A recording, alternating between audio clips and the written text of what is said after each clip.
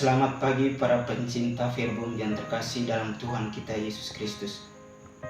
Kedua bacaan suci pada hari ini sungguh sangat menarik karena memiliki kesesuaian dengan apa yang kita alami, kita rasakan, dan kita lakukan ketika berhadapan dengan situasi yang sulit untuk kita lewati.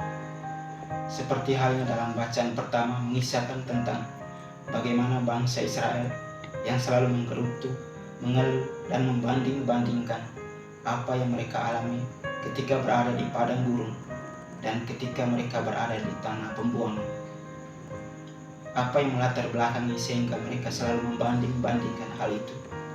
Tentu tidak lain adalah keinginan dan kenikmatan. Mereka merasa bahwa ketika berada di tanah pembuangan, apa yang mereka lakukan atau apa yang mereka inginkan, semua itu terpenuhi, meskipun mereka berada dalam siksaan dan penderitaan. Namun hal itu yang tidak diinginkan oleh Allah.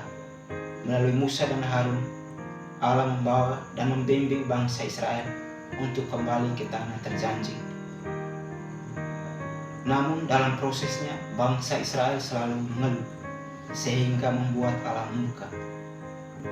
Dan dalam bacaan Injil kita diajak untuk bersikap seperti Petrus yang meskipun dalam kelemahan dan keterbatasan ia tetap mengakui Yesus sebagai Mesias, Putra Allah yang hidup. Dalam kehidupan kita sehari-hari, seringkali ketika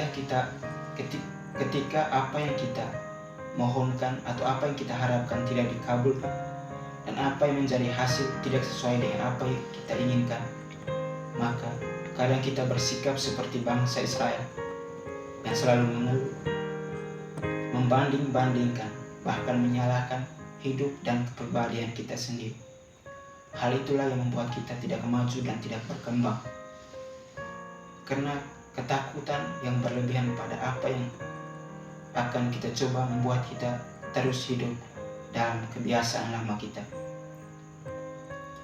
Namun seperti Petrus yang meskipun ia melakukan kesalahan yang sama, melakukan kesalahan yang terus-menerus, tapi ia tetap kembali untuk memperbaikinya.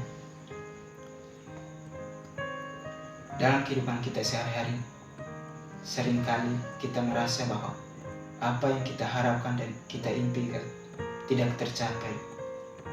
Namun kita jangan berhenti untuk mencobanya, karena keberhasilan datang bukan karena putus asa dan sikap menyerah pada apa yang belum kita coba, melainkan keberhasilan datang karena usaha dan kerja keras kita untuk mencobanya kembali. Kita tidak boleh takut untuk menghadapi suatu kegagalan, karena dengan kegagalan kita harus bersyukur karena kita telah memulai sesuatu yang baru atau mencoba sesuatu yang sulit bagi kita. Namun mungkin waktu yang belum, atau mungkin kegagalan itu menjadi pembelajaran bagi kita untuk terus mencobanya dan mencoba hingga apa yang menjadi hal baru dalam hidup kita tercapai. Dan juga ketika kita mengharapkan atau memohonkan kepada Tuhan untuk membantu kita, untuk membebaskan kita dari kesulitan hidup kita, dan kita harus menunggu atau memerlukan waktu yang lama untuk Allah menjawab setiap permohonan kita, maka yang harus kita lakukan adalah tidak boleh menyerah dan terus berharap dan terus menyerahkan diri kepada Tuhan.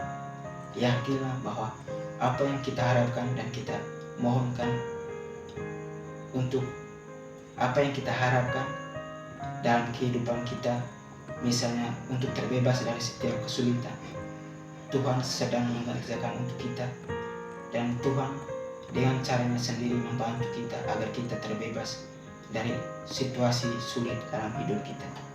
Amin.